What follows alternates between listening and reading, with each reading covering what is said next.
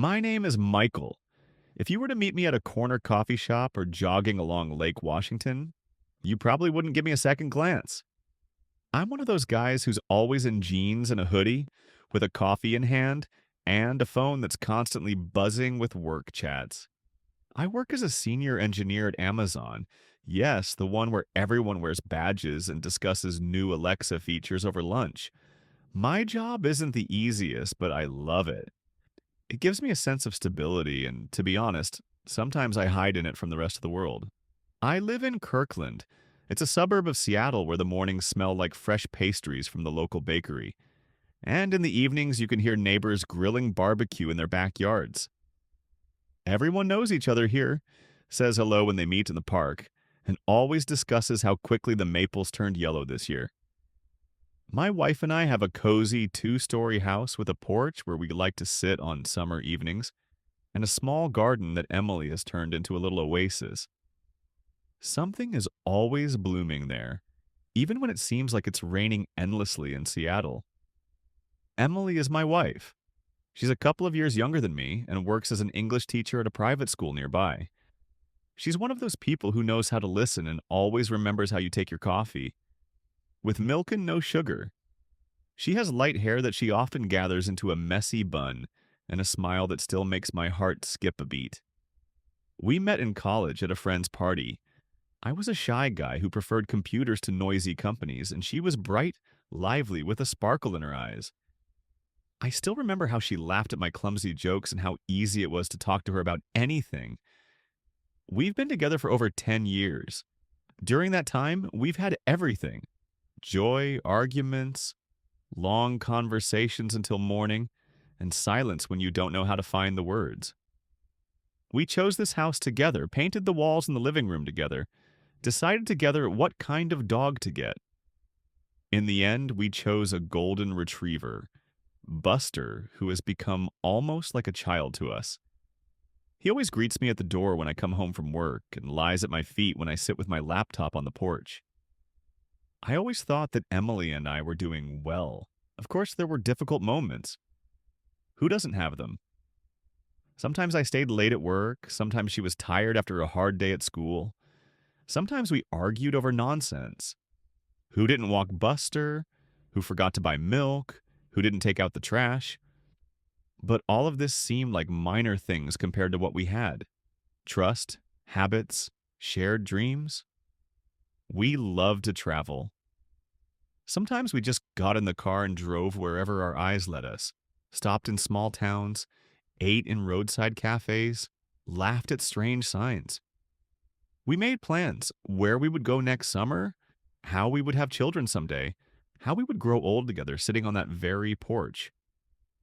I wouldn't say that we were a perfect couple, there's no such thing, but I always believed that we were real, that if something happened, we could talk, figure it out, find a way out. I believed that I knew Emily like myself, that she was my person, my home, my family. I always thought that I knew my wife. Emily and I have been together for over 10 years, and during that time, I've come to think of us as a team. We've been through a lot: moving to Seattle, buying our first home, my endless overtime at Amazon, her search for herself and teaching. I was always proud of what we managed to build: not just a house, but a life that has room for comfort, trust, and shared plans. Our house in Kirkland is not just walls and a roof. It's the smell of freshly brewed coffee in the morning when I go down to the kitchen and see Emily in her favorite robe, with tousled hair and a sleepy smile. It's Buster, our golden retriever, who greets me at the door when I come home from work. These are our evenings on the veranda with a glass of wine. Conversations about the future, about where we will go next summer, about how one day, maybe, we will have children. I was always sure that we were doing well. Yes, sometimes we argued. Oh, who doesn't argue? Sometimes I stayed late at work. Sometimes Emily was tired after a hard day at school. But I thought it was normal. I thought we could handle it. Everything changed last fall. I remember that day in detail. It was a Sunday, late September. The air already smelled of autumn. The leaves on the maples near our house began to turn yellow. I woke up early as usual and went to walk Buster. Emily was still asleep. I came home, made coffee, turned on my laptop. I wanted to finish a project while it was quiet in the house. But from that day on, I began to notice strange things. Emily began to stay at work more often, coming home later than usual. Sometimes she said she had a meeting, sometimes that she was helping students with projects. I believed her. I always believed her. One evening, when I was already going to bed, I heard her talking on the phone in the living room. The voice was quiet, almost a whisper. I didn't eavesdrop. I didn't want to be the husband who checks on his wife. But something pricked inside. A couple of weeks later, I found a check in her jacket from a cafe we had never been to together. I asked if she had been there with any of her colleagues. She replied that she had met with a friend, Jessica. I knew Jessica. She didn't like this cafe, always joked that the coffee was terrible there. But I was silent. I began to notice more and more little things. A new perfume that I didn't give her. New underwear. She began to look in the mirror more often, take longer to get ready for work. I tried to convince myself that it was just autumn, just changes, just fatigue. In November, I was sent to San Francisco for a week on a business trip. I didn't want to leave, but I couldn't refuse. An important project, a presentation to management. Before leaving, Emily and I hardly spoke. I felt that a wall had grown between us, but I didn't know how to break it down. In San Francisco, I worked from morning to night, but every evening I called Emily. She answered briefly, said she was tired, that everything was fine. I believed her. I wanted to believe. On Friday evening, when I was already going to bed, I received a notification on my phone. The house alarm went off. I opened the app to check the cameras. On the screen, I saw a man entering our house. Tall, athletic build, with short, dark hair. I didn't immediately realize who it was. Then I remembered. It was Jason, the sports coach from the school where Emily works. I had seen him a couple of times at school evenings. He always seemed too friendly to me. I watched him enter the house, how Emily met him at the door. They hugged. Not like friends, not like colleagues, like lovers. I couldn't believe my eyes. I stared at the screen mesmerized, unable to look away. They went into the living room, then upstairs, into our bedroom. I turned off the phone. I didn't want to see more. I didn't sleep that night. I tried to understand where I went wrong. What did I do wrong? Why did she choose him? Why didn't she tell me? Why didn't she try to save our marriage? I came home on Sunday morning. Emily met me as if nothing had happened, asked how the trip went, hugged me.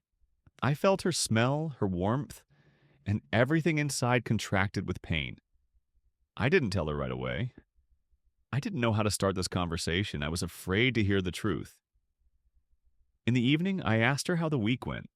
She replied that everything was normal, that nothing special had happened. I looked into her eyes and saw a lie. I couldn't stand it. "Who is Jason?" I asked. She froze. For a second, it seemed to me that she would laugh now, say that it was nonsense, that I had invented everything, but she just kept silent.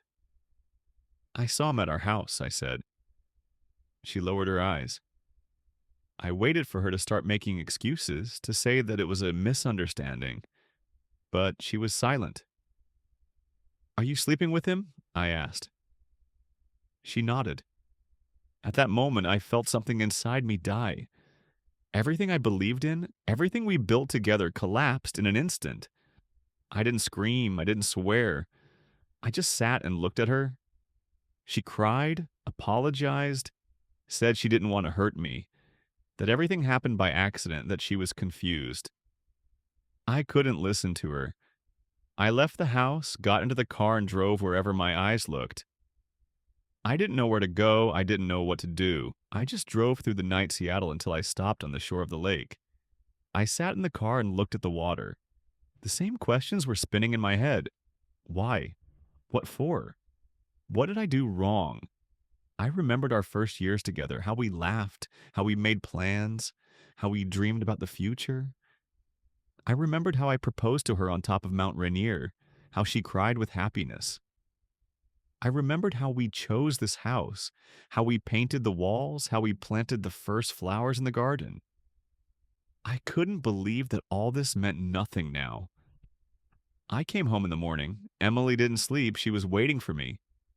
She tried to explain, tried to justify herself. She said she loved me, that it was a mistake, that she didn't know how it happened. I couldn't listen to her. I couldn't look at her. The next day, I packed my things and went to Tom's. He didn't ask unnecessary questions, just poured me whiskey and said, "If you want to talk, I'm here." I didn't know what to do next. I couldn't forgive Emily, but I couldn't let her go either. I loved her despite everything. I hated myself for it. We tried to talk. She asked me to give her a chance, said that she had finished everything with Jason, that she wanted to save our marriage. I didn't believe her. I couldn't believe it. I began to notice how my attitude to life was changing. I became irritable, withdrawn. At work, I made mistakes that I had not made before. Colleagues asked what happened, but I couldn't tell them. I tried to forget Emily, tried to start a new life. I went on dates, met new people, but everything was not the same. I kept comparing them to her. I kept thinking about her. Several months passed. Emily and I officially divorced. The house was sold, the money was divided. Buster was left to her. I couldn't take him. Too many memories. I rented an apartment in downtown Seattle, changed jobs. I tried to start with a clean slate. But the past did not let me go. Sometimes I met Emily in the city. She looked different, thinner, older. I didn't know if she was with Jason. I didn't care. I often think about what I could have done differently. Maybe spend more time with her, work less, listen more. Maybe then everything would be different. But probably it's just life. Sometimes love ends. Sometimes people betray. Sometimes everything you've been building for years collapses in an instant. I don't know if I'll ever be able to trust again. I don't know if I can love again. But I know one thing. I will never be the same.